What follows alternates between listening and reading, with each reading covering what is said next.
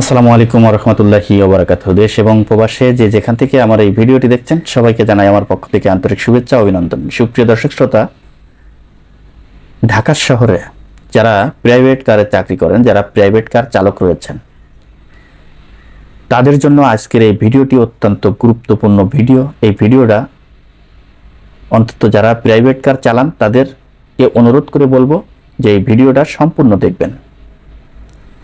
দর্শক, আমি অনেক প্রাইভেট চালকের সাথে কথা বলেছি, তাদের দুঃখ কষ্টের কথা আমরা জেনেছি, আমরা শুনেছি, আমরা বুঝেছি। তারই প্রেক্ষিতে আজকের এই ভিডিওটি আমি তৈরি করছি।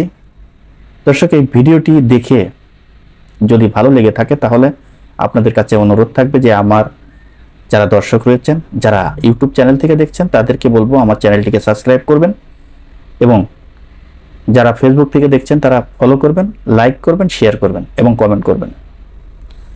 দর্শক, আপনারা জানেন যে ঢাকা শহরে যারা প্রাইভেট কার চালক রয়েছেন তারা অধিকাংশ গরিব অসহায়। এই গরিব অসহায় মানুষ যারা ড্রাইভারি করেন, যারা ঢাকা শহরে যে সমস্ত মালিকের গাড়ি চালান, অধিকাংশ মালিক তাদেরকে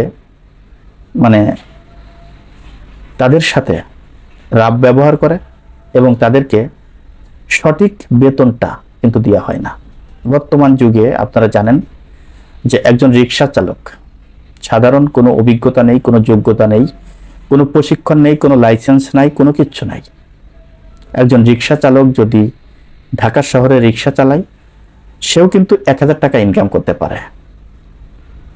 একজন পাঠাও চালক যারা মোটর সাইকেলে ভাড়া মারে, সেও কিন্তু 1000 টাকা ইনকাম করতে পারে।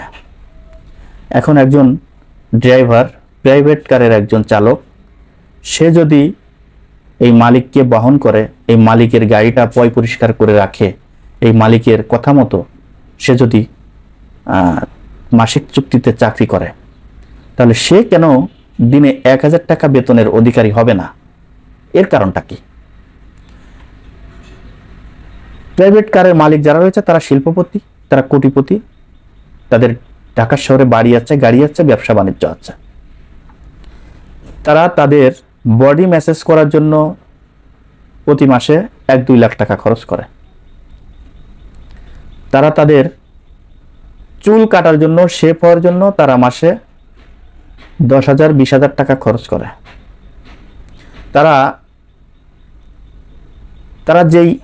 তারা যেই বাজার করে, তাদের বাজারের খরচটা সর্বনিম্ন, কাঁচা বাজার, মাছ, তরি তরকারি সর্বনিম্ন তাদের 50,000 টাকা লাগে। তাদের পোশাক আশাকে প্রতি বছরে অন্তত 10 লাখ টাকা খরচ হয়। কমসে কম বললাম আমি, কমের পক্ষে 10 লাখ টাকা তাদের পোশাক আশাকে খরচ হয়। তা একজন ড্রাইভার, একজন চালক, তাকে সামান্য 20,000 টাকা দিয়েও তার সাথে খারাপ ব্যবহার করা হয়, তাকে ভূতের মতো খাটানো হয়। এই চালকের উপরেই তাদের জীবনটা, এই চালকের উপরে বিশ্বাস রেখেই কিন্তু তাদের শরীরটা চলাফেরা করে, জীবনটা চলাফেরা করে। বাঁচা মরার মালিক আল্লাহ, এটা সত্য, কিন্তু তারপরেও যে গাড়ি চালক, যে ড্রাইভার, তার উপরেও অনেক কিছু বেসেস করে। এখন এই যে চালক, এই চালকের মাসে 20,000 টাকায় তার ফ্যামিলি চলতে পারবে কিনা, এই বিষয়টা আপনারা কি বিবেক বিবেচনা করেছেন?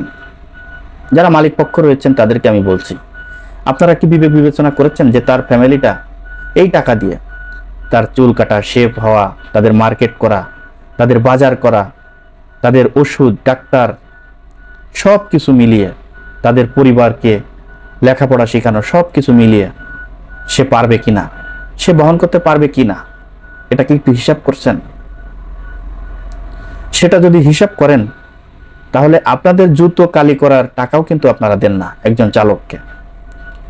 এই চালকরা অসহায়, কিছু বলতেও পারে না, কোনো আন্দোলনও করতে পারে না। কারণ ড্রাইভার চালক যারা রয়েছে তারা সময়ই পায় না কোথাও রাজনীতির সাথে জড়াবে, কোথাও সংগঠনের সাথে জড়াবে, কোথাও কোনো জায়গায় মিছিল মিটিং করবে, কারোর বিরুদ্ধে আন্দোলন করবে, তাদের দাবি দাবা আদায় করবে, সেই সুযোগই তো পায় না। পাবে কিভাবে? তারা তো সাহেবের চাকরি করে, সাহেব তো তাকে ছুটি দিবে না, সাহেব তো তাকে যেতে দিবে না, সাহেবের অনুমতি ছাড়া সে কোথাও যেতে পারবে না। তখন তো সে যদি যায় তাহলে চাকরি হারাবে। আর প্রাইভেট কারের এমন কোনো সংগঠন নাই যে ঢাকা শহরে যে সেই সংগঠন থেকে কোনো সহযোগিতা আসবে। তাই এরা নিরুপায় হয়ে তারা এই প্রাইভেট কারগুলো চালায়। তারা কিছু বলতেও পারে না, সইতেও পারে না। এই তাদের কষ্টটা তাদের বুকের ভিতরে চাপা দিয়ে রাখা ছাড়া কিন্তু কোনো সুযোগ কিন্তু নাই, উপায় থাকে না। তাই আমি বলবো যে মানসিক চিন্তা ভাবনা যাদের ভিতরে আছে, মানুষের উপরে যাদের মায়া মহব্বত আছে, মানুষকে যারা ভালোবাসে, সে শিল্পপতি হোক, কোটিপতি হোক, যেই হোক না কেন, আমি মনে করি একজন চালক তার একজন ফ্যামিলির লোক, একজন চালক একজন সাহেবের তার পরিবারের লোক হিসেবে দেখা উচিত এবং তাদের পাশে দাঁড়ানো উচিত, তাদের ভবিষ্যতের চিন্তা করা উচিত। তারা পারে না সুন্দরভাবে খাওয়া দাওয়া করতে, তারা মন চাইলেই পারে না কিছু কিনতে। তাই তাদের দিকে তাকিয়ে আমি বলবো এই যারা সাহেব রয়েছেন, অন্তত তাদের স্যালারিটা, তাদের বেতনটা সর্বনিম্ন 30,000 করা উচিত বলে আমি মনে করি। যদি সেটা করতে পারেন তাহলে তারা 20,000 টাকা খরচ করে প্রতি মাসে যদি 10,000 টাকা করে রাখতে পারে তাহলে তাদের ভবিষ্যতে একটা কিছু করা সম্ভব। তা না হলে তাদের সারা জীবন এই গোলামি করে যেতে হবে। বাচ্চা কাচ্চার লেখাপড়া করাতে পারবে না, শিক্ষিত করতে পারবে না, ভালো খেতে পারবে না, পুষ্টিহীনতায় ভুগবে। সব মিলিয়ে দেশ আরো পিছিয়ে যাবে। তাই দেশের কথা চিন্তা করে, সাধারণ মানুষের কথা চিন্তা করে, গরিব মানুষের কথা চিন্তা করে, দেশ উন্নতি করার চিন্তা করে এই চালকদের বেতন সর্বনিম্ন 30,000 করা উচিত বলে আমি মনে করছি।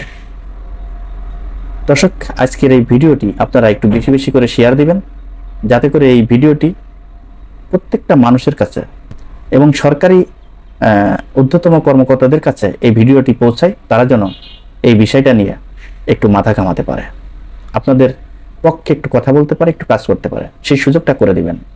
দর্শক, আজ এই পর্যন্তই। পরবর্তী ভিডিও দেখার অনুরোধ জানিয়ে এখানে বিদায় নিচ্ছি। আমি মোহাম্মদ মিতুল হোসেন। আসসালামু আলাইকুম ওয়া রাহমাতুল্লাহি ওয়া বারাকাতুহু।